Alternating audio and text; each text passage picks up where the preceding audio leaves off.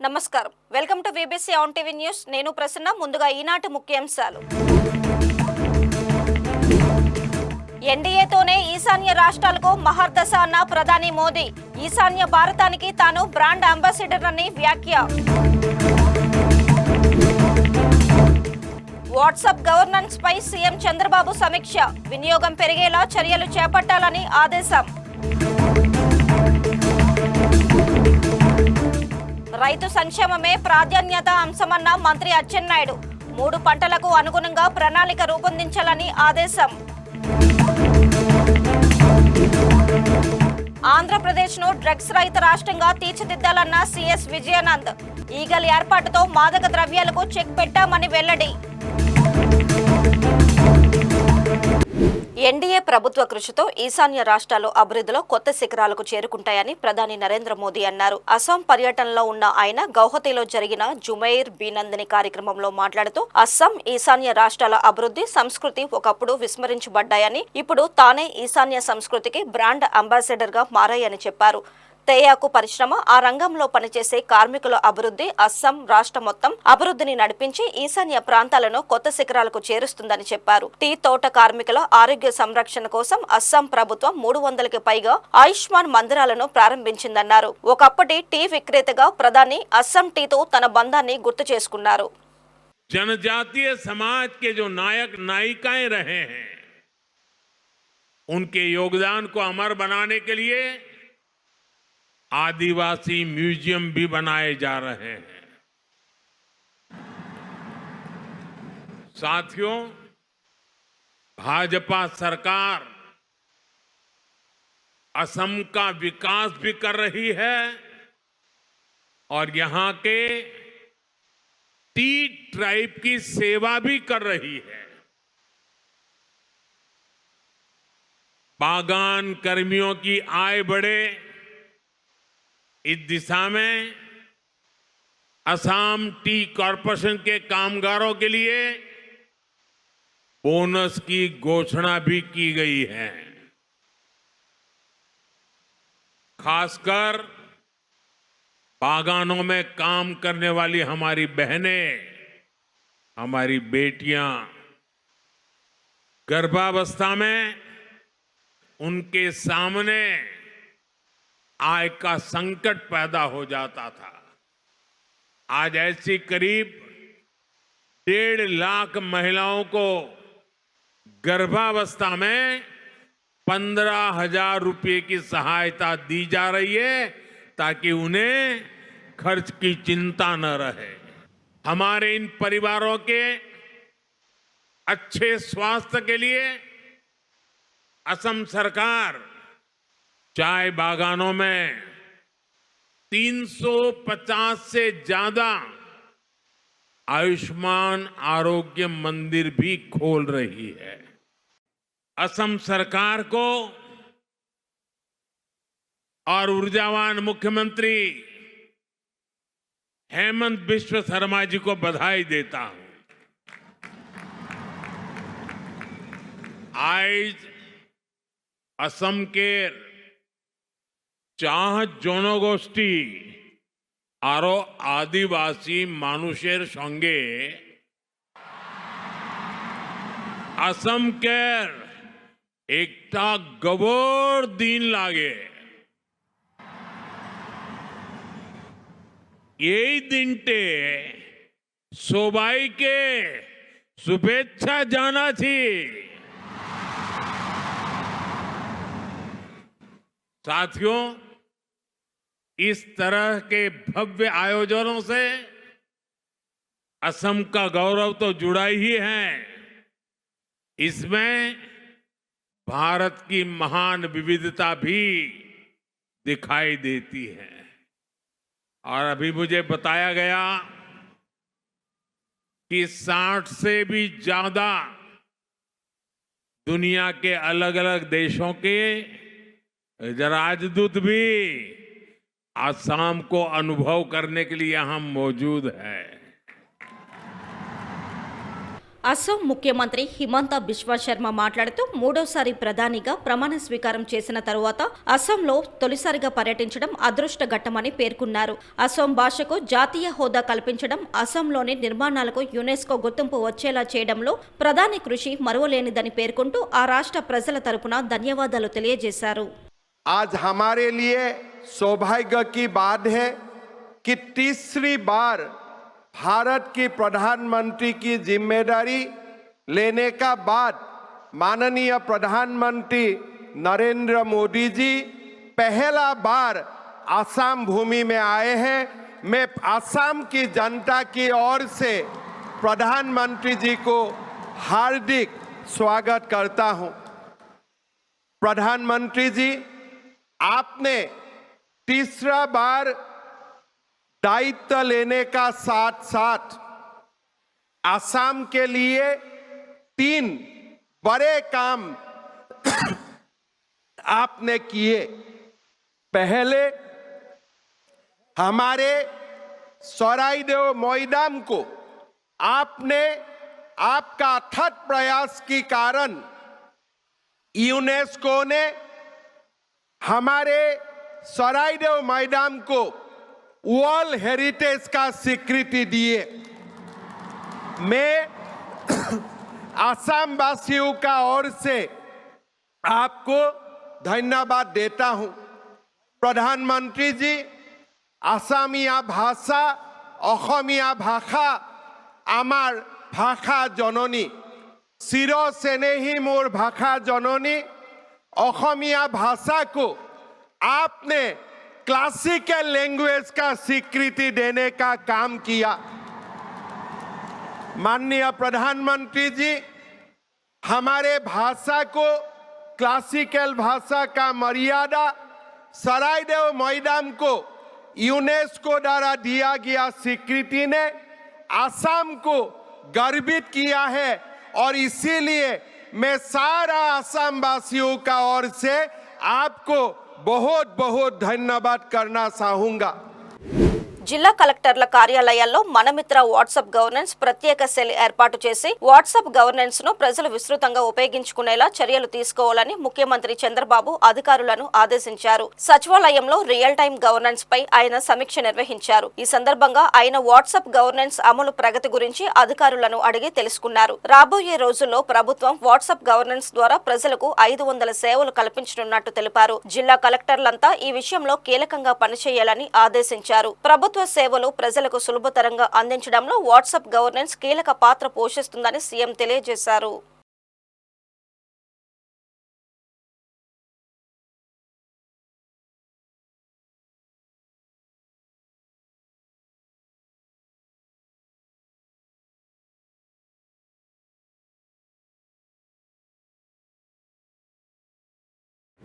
వ్యవసాయ శాఖ మంత్రి కింజరపు అచ్చెన్నాయుడు రాష్ట్ర సచివాలయంలో వ్యవసాయ శాఖ సంచాలకుడు ఢిల్లీ రావు, పౌర సరఫరాల శాఖ ఎండీ మంజిన్, కమిషనర్ సౌరవ్ గౌడ్ తదితర అధికారులతో సమీక్ష నిర్వహించారు. ప్రతి రైతు సంవత్సరంలో 3 పంటలను సాగు చేసి ఆర్థికంగా బలోపేతం కావాలన్నది సీఎం ఆశయమని, అందుకు తగిన విధంగా ప్రణాళికలు తయారు చేయాలని మంత్రి ఈ సందర్భంగా ఆదేశించారు. విత్తనాల సరఫరా, పంట సాగు, కోత తర్వాత మార్కెట్ ధర పొందడం మొదలైన విషయాల్లో రైతులకు సూచనలతో పాటు అవసరమైన సహాయాన్ని అందించాలన్నారు. వరి నారుమల్లు ముందుగానే పోసుకునే విధంగా నీటి విడుదల ప్రణాళికలో మార్పు చేసి జూన్ మొదటి వారంలోనే నీటిని విడుదల చేయడం తదితర అంశాలపై ఈ సమావేశంలో చర్చించారు.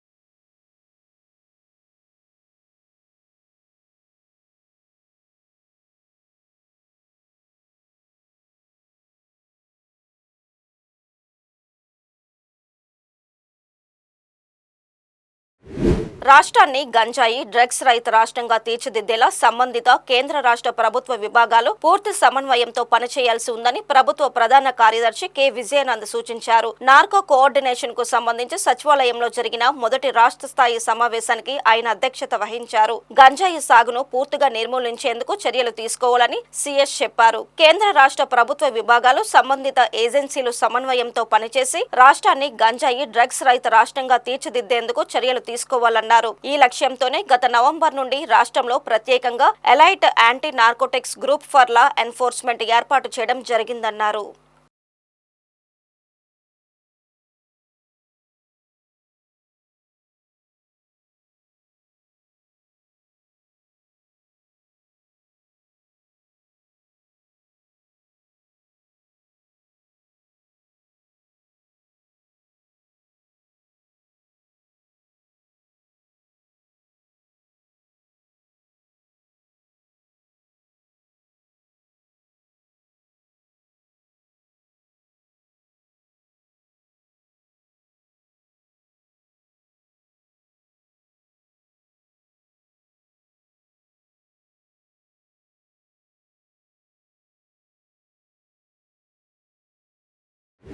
శ్రీకాళహస్తిలో మహాశివరాత్రి బ్రహ్మోత్సవాల కోసం విస్తృత ఏర్పాట్లు చేసినట్టు జిల్లా ఎస్పీ హర్షవర్ధన్ రాజు తెలిపారు. ఎక్కడా ఎటువంటి ఇబ్బందులు తలెత్తకుండా సుమారు 900 మంది పోలీసులతో భారీ బందోబస్తు ఏర్పాటు చేసి నిరంతరం పర్యవేక్షిస్తున్నామని చెప్పారు. పోలీసులు బృందాలుగా ఏర్పడి వివిధ ప్రాంతాల్లో నిఘా చేపట్టినట్టు పేర్కొన్నారు. పార్కింగ్ ప్రదేశాలు, క్యూ లైన్లను ఎప్పటికప్పుడు సందర్శిస్తూ సిబ్బందికి తగు సూచనలు చేస్తున్నట్టు వివరించారు.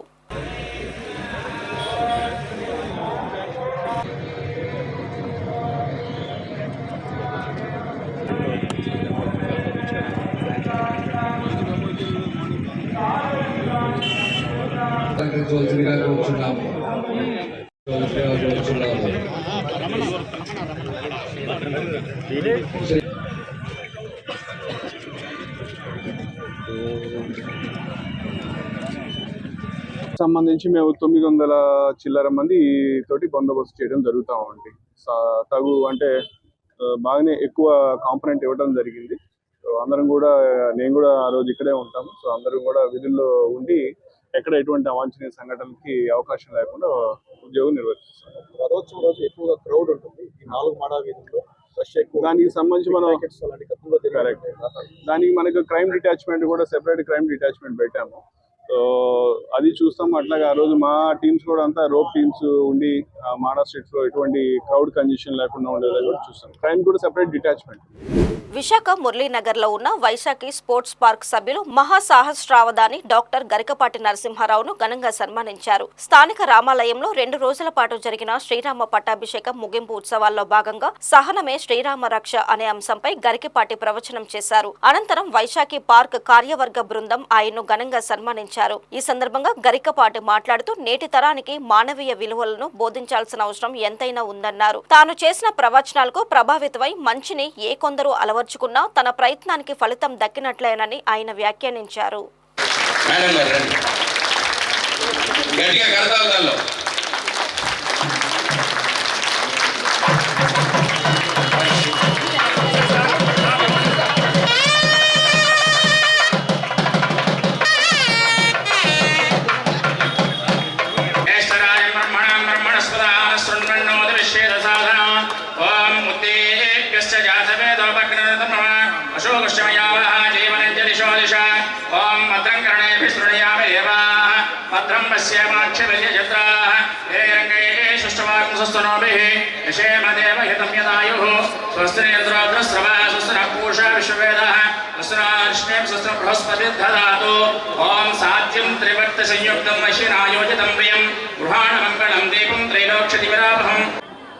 మురళీనగర్లో సాయిబాబా దేవాలయం వారు చాలా వైవిధ్యభరితమైన అంశం మీద మాట్లాడమని అడిగారు. ఇవాళ సమాజంలో ఆందోళనలు, అసహనాలు ఎక్కువవుతుండడం వల్ల సహనమే శ్రీరామ రక్ష అనే అంశం మీద మాట్లాడమని అడిగారు. దానికి నేను యథాశక్తి మన పురాణ సాహిత్యం, సంస్కృతం, తెలుగు సాహిత్యాల నుంచి అనేక ఉదాహరణలతో చెప్పేటువంటి ప్రయత్నం చేశాను. దీనికి వేల సంఖ్యలో జనం హాజరవ్వడం, కార్యకర్తల యొక్క ప్రచార ఫలం, మీడియా వారు ప్రచారం చేసినటువంటి విధానం ఇటువంటివి జరుగుతూ ఉంటే ఏ కొద్ది మందిలో మార్పు వచ్చినా నా జీవితం ధన్యమైనట్టే భావిస్తాను. సెలవు. కార్యక్రమంలో పాల్గొన్న ప్రముఖ వైద్యులు పద్మశ్రీ డాక్టర్ కూటికుప్పల సూర్యారావు, వైశాఖి పార్క్ కార్యవర్గ సభ్యులు మాట్లాడుతూ గరికపాటి వారి ప్రసంగాలు సమాజంలో ఎంతో మార్పును తీసుకొస్తాయనడంలో ఎలాంటి సందేహం లేదని పేర్కొన్నారు. శాంతి, సహనం, ధర్మం, క్రమశిక్షణ కొనసాగాలంటే మహాశాస్త్రావధాని శ్రీ గరికపాటి నరసింహ అవధాని గారి యొక్క వారిలాంటి ఆచార్యుల యొక్క పలుకులు చాలా అవసరం. ఈవేళ యువత తప్పుదారి పడుతుంది కాబట్టి, అలాగే అనేక మంది గృహిణులను కానివ్వండి, నిరుద్యోగులు కానివ్వండి, వారి జీవిత గమనాన్ని తప్పుదావ తీసుకెళ్తున్నారు. కాబట్టి ఒక గరికపాటి నరసింహారావు గారే కాదు, ఒక ముల్లపూడి కోటేశ్వరరావు గారే కాదు, ఒక ఫణి శర్మ గారు లాంటి వారు కూడా అనేక మంది వేళ సమాజాన్ని ప్రభావితం చేస్తున్నారు. మురళీనగర్ వాకర్స్ క్లబ్లో సనపల వరప్రసాద్ గారి అధ్యక్షతన ఈ కార్యక్రమం జరగడం, ఇందులో పాల్గొనడం నేను గొప్ప ఆనందంగా భావిస్తూ, ప్రతి విద్యార్థి కూడా చిన్నప్పటి నుంచే ధర్మాన్ని, సత్యాన్ని, నియమాన్ని, సహనాన్ని పాటించాలని కోరుతూ సెలవు. అందరికీ నమస్కారం. నా పేరు పెన్మిత్స వెంకట సూర్యనారాయణరాజు, కార్యదర్శి వైశాఖి స్పోర్ట్స్ పార్క్కి. ఈరోజు గరికపాటి నరసింహారావు గారు ఇచ్చిన స్పీచ్ చాలా ఓర్పు మీద ఇచ్చిన ఈ ప్రసంగం, సహనం, ఓర్పు చాలా బాగా చేశారు. దీనివల్ల ఇంచుమించు 2500 మంది ఈరోజు ఈ కార్యక్రమంలో పాల్గొన్నారు. ఈ కార్యక్రమం చాలా సక్సెస్ అయింది. అందరూ చాలా ఆనందించి ఇప్పుడు బయటికి వెళ్తున్నారు అన్నమాట. ఈ కార్యక్రమం అరేంజ్ చేసిన అందరికీ, మీ కమిటీ వాళ్ళందరికీ, నాతో పాటు సహకరించిన అందరికీ ధన్యవాదాలు తెలుపుతున్నాను. అందరికీ నమస్కారం. నేను సనపల వరప్రసాద్, వైశాఖి స్పోర్ట్స్ పార్క్ అధ్యక్షుడిని. గత 2 రోజుల నుంచి శ్రీరామ పట్టాభిషేక కార్యక్రమం మురళీనగర్ రామాలయం నుంచి శోభాయాత్ర ప్రారంభించి నిన్న చాలా చక్కగా 108 మంది దంపతులతో తమలపాకు పూజ, రామ పట్టాభిషేక కార్యక్రమం జరిగింది. అందులో భాగంగా ఈరోజు 2వ రోజు. ఈరోజు సాయంత్రం కరెక్ట్గా 6 గంటలకి పద్మశ్రీ అవార్డు గ్రహీత గౌరవనీయులు శ్రీ గరికపాటి నరసింహారావు గారి ఆధ్యాత్మిక ప్రవచనం మేము ఊహించలేదు. ప్రజల నుంచి మంచి స్పందన వచ్చింది. మేము ఎక్స్పెక్టేషన్ 2000 అనుకున్నాం, కానీ 3000 పైబడే వచ్చారు. దానితోడు స్క్రీన్స్ కూడా ఏర్పాట్లు చేసాం. ప్రజల నుంచి మంచి స్పందన వచ్చింది. ఏంటంటే క్రమశిక్షణగా చాలా బాగా ఎక్కడ కూడా ఇబ్బందులు లేకుండా ప్రజలకి కమిటీ అన్ని ఏర్పాట్లు చేయడం మాకు కూడా మంచి ఎలివేషన్ వచ్చింది. ముఖ్యంగా ప్రజలు కూడా చాలా రోజుల నుంచి ఎప్పుడెప్పుడే ఈ కార్యక్రమం జరుగుతుందనే ఆలోచనతో ఉన్నట్టున్నారు. అందుకే ఇంత స్పందన కార్యక్రమం జరిగింది. ఈ కార్యక్రమంలో భాగంగా ఈరోజు మా మురళీనగర్ వైశాఖి స్పోర్ట్స్ పార్కు చాలా మంచి కార్యక్రమాలు చేస్తుందని ప్రజల నుంచి మంచి స్పందన వచ్చింది. వారందరికీ కూడా పేరు పేరున ధన్యవాదాలు తెలియజేస్తూ, ఈ కార్యక్రమానికి ఎన్ని పనులు ఉన్నా మరో మా మురళీనగర్ వాస్తవ్యులు పద్మశ్రీ అవార్డు గ్రహీత శ్రీ డాక్టర్ కూటికుప్పల సూర్యారావు గారు మొట్టమొదటి నుంచి ప్రోగ్రాం చివరి వరకు ఉండి ఆ ప్రోగ్రాంని తిలకించడం మాకు చాలా ఆనందంగా ఉంది. అదేవిధంగా పెద్దలు చాలామంది కూడా పోలీస్ ఆఫీసర్స్ కానివ్వండి, అందరూ ఆల్మోస్ట్ అందరూ వచ్చి ఈ కార్యక్రమాన్ని విజయవంతం చేశారు. మహిళలు అయితే అధిక సంఖ్యలో వచ్చి ఈ కార్యక్రమాన్ని విజయవంతం చేసినందుకు మా కమిటీకి మరింత ఉత్సాహాన్ని ఇచ్చి రేపు రాబోయే కాలంలో కూడా మంచి కార్యక్రమాలు చేస్తామని తెలియజేసుకుంటున్నాను. జై శ్రీమన్నారాయణ.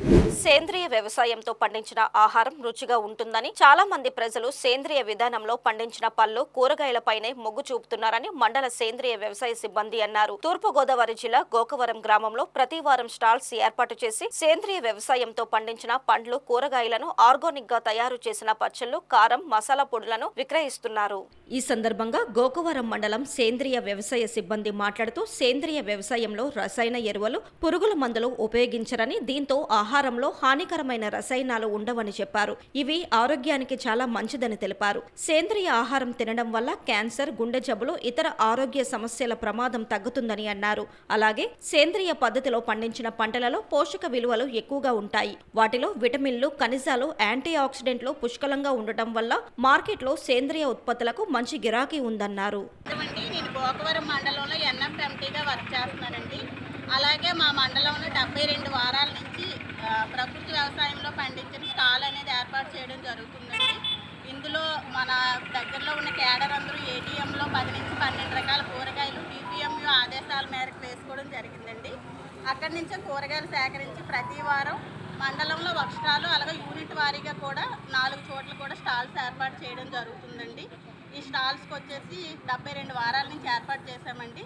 అందరూ కూడా వచ్చి మేము స్టాల్స్ పెట్టకముందే ఇక్కడ అందరూ వచ్చి కొనుక్కోవడం జరుగుతుందండి. అలాగే ఇది MPDO ఆఫీసు, హాస్పిటల్కి అందుబాటులో పెట్టడం జరిగిందండి. నేను మార్కెటింగ్ ఎంపీగా గోకవరం మండలంలో పనిచేస్తున్నాను. ఇప్పటికి ప్రతి సోమవారం మన కేర్ హాస్పిటల్ నందు, అలాగే MDO ఆఫీస్లో కూడా 72వ సోమవారం అండి. అంటే 72 వారాల నుంచి దిగ్విజయంగా ఈ స్టాల్ నడుతుందండి. ఎందుకంటే అన్నీ కూడా ATM అంటే ఎనీ టైం మనీలో పండించిన కూరగాయలు కేడర్ ప్రతి ఒక్కరు కూడా 20 సెంట్లు భూమి తీసుకుని వాళ్ళు అన్ని రకాల కూరగాయలు, ఆకుకూరలు ఇవన్నీ పండిస్తున్నారు. ఎటువంటి కెమికల్స్ లేకుండా, ఎటువంటి పురుగుల మందులు వాడకుండా పూర్తి ఆరోగ్యకరమైన పోషక ఎరువులతో కూడా కూరగాయలు, ఆకుకూరలు కూడా అందుకే ఇక్కడ ఆకుకూరలు కానీ కూరగాయలు కానీ తీసుకున్న ప్రతి ఒక్కరు కూడా మళ్ళీ వారు వస్తున్నారు. అంటే ఈ స్టాల్ ప్రతి సోమవారం జరుగుతుంది కాబట్టి ఈ స్టాల్ ఇప్పుడు పెడతారు. ఇక్కడ మంచిగా ఆకుకూరలు దొరుకుతున్నాయి, నాణ్యతగా ఉంటున్నాయి, రుచికరంగా ఉంటున్నాయి, మాకు హెల్త్ బాగుంది అనే వాళ్ళు చాలా మంది ఉన్నారు. అందుకే ప్రతి వారం కూడా మేము 5,000 రూపాయలు కూరగాయలు కానీ ఆకుకూరలు కానీ అందిస్తూ ఉంటామండి.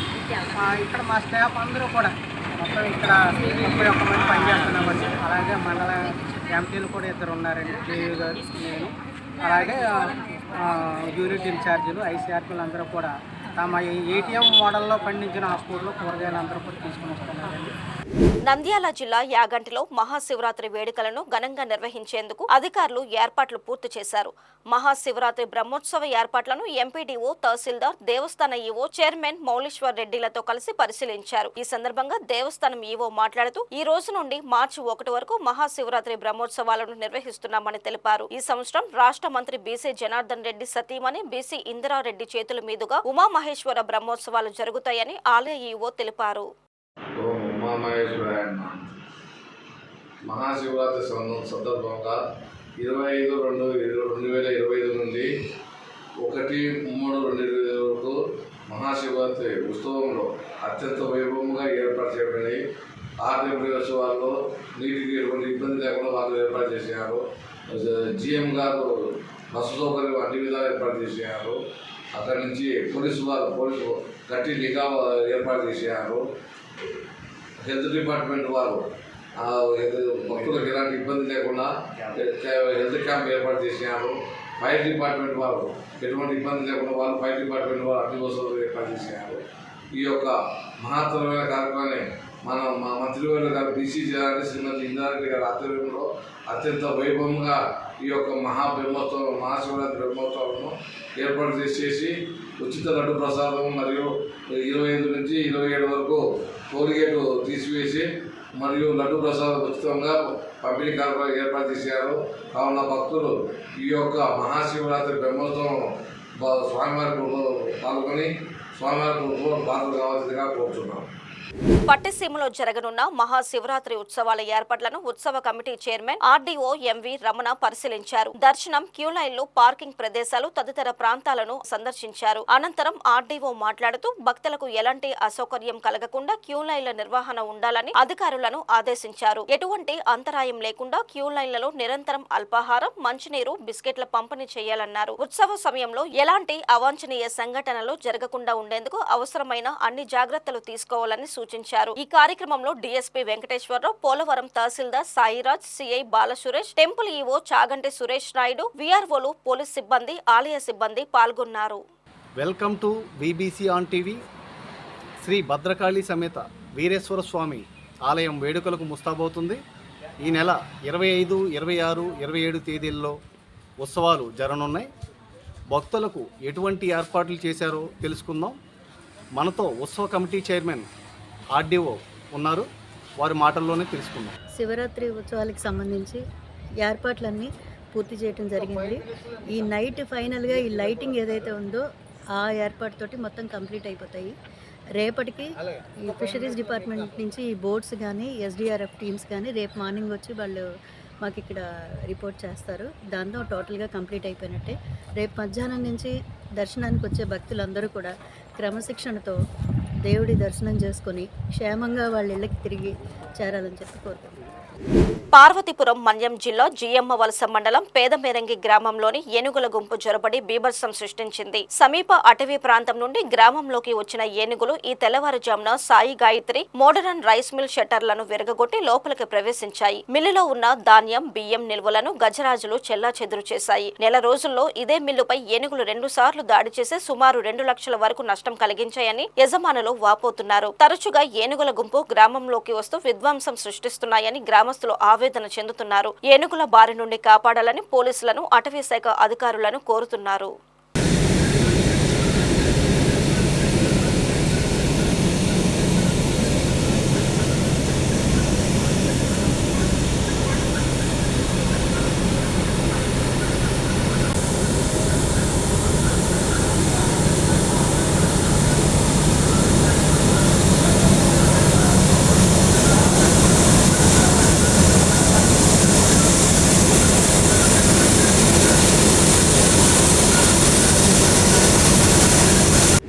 మారేడుమిల్లి మండలం పుల్లంగి అటవీ ప్రాంతంలో చేపట్టిన దాడుల్లో 2 మావోయిస్టు మిలీషియా సభ్యులను అరెస్టు చేసినట్టు రంపచోడవరం డీఎస్పీ సాయి ప్రశాంత్ తెలిపారు. పుల్లంగి అటవీ ప్రాంతంలో మావోయిస్టు సభ్యులు సమావేశం అవుతున్నారనే సమాచారంతో మారేడుమిల్లి ఎస్ఐ స్పెషల్ పార్టీ సిబ్బందితో కలిసి దాడులు చేపట్టామని, ఈ దాడుల్లో 2 సభ్యులను అదుపులోకి తీసుకోగా మిగిలిన వారు తప్పించుకున్నట్టు డీఎస్పీ వివరించారు. ఘటనా స్థలం నుండి బ్యాగులు, మందు పాత్ర, పేలుడు సామగ్రి, వైర్లు స్వాధీనం చేసుకున్నట్టు తెలిపారు. ప్రస్తుతం ఏజెన్సీ ప్రాంతంలో మావోయిస్టుల కార్యకలాపాలు అంతగా లేవని, కొన్ని గ్రామాల్లో వారిపై తీవ్ర వ్యతిరేకత ఉండడంతో మావోయిస్టు కార్యకలాపాలు తగ్గుముఖం పట్టాయని డీఎస్పీ వివరించారు. ఈ ప్రాంతంలో పర్యటించే రాజకీయ నాయకులు, పర్యాటకులు ఆందోళన చెందవలసిన అవసరం లేదని స్పష్టం చేశారు.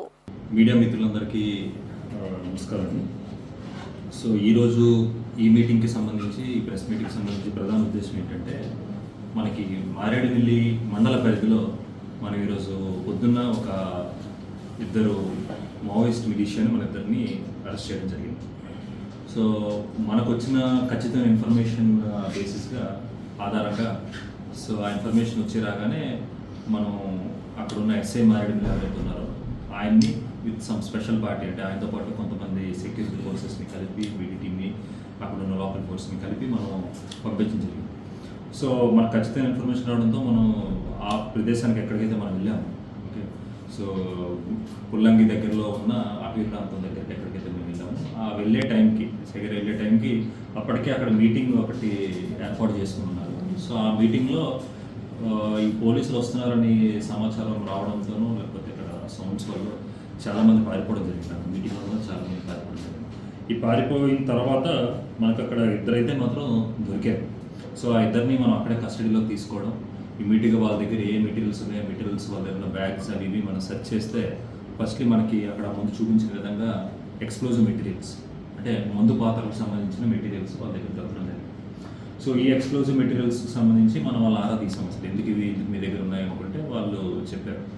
సో వీళ్ళు 2 ఎవరైతే మనకి దొరికిన వాళ్ళు ఉన్నారో వీళ్ళిద్దరు కూడా 2020లోనే నిషేధిత మావోయిస్ట్ పార్టీలోకి వీళ్ళు జాయిన్ అవ్వడం జరిగింది. నక్సలైట్ పార్టీలోకి జాయిన్ అయ్యి, సో అప్పటి నుంచి ఇక్కడ ఉంటూనే వాళ్ళతో కూడా తిరుగుతూ వాళ్ళకి రకరకాలుగా ఏమంటారు, వాళ్ళకి కావాల్సిన లాజిస్టిక్స్, అంటే అది ఫుడ్ అవ్వచ్చు, వస్త్రాలు అవ్వచ్చు, ఏవైనా ఎప్పటికప్పుడు సప్లై చేయడం అనేది వీళ్ళు కార్యక్రమంగా పెట్టుకున్నారు. సో ఇది పెట్టుకోవడంతో పాటు ఇప్పుడు మీటింగ్ ఒకటి జరుగుతుంది 2024 సంవత్సరం డిసెంబర్లో కూడా వీళ్ళిద్దరూ స్పెసిఫిక్గా మావోయిస్టులకి బియ్యం సప్లై చేయడం, అక్కడ వాళ్ళకి కావాల్సిన డిఫరెంట్ ఫుడ్ ఐటమ్స్ సప్లై చేయడం, ఫుడ్ పెట్టడం, ఇట్లాంటివన్నీ కూడా వీళ్ళు చేశారు.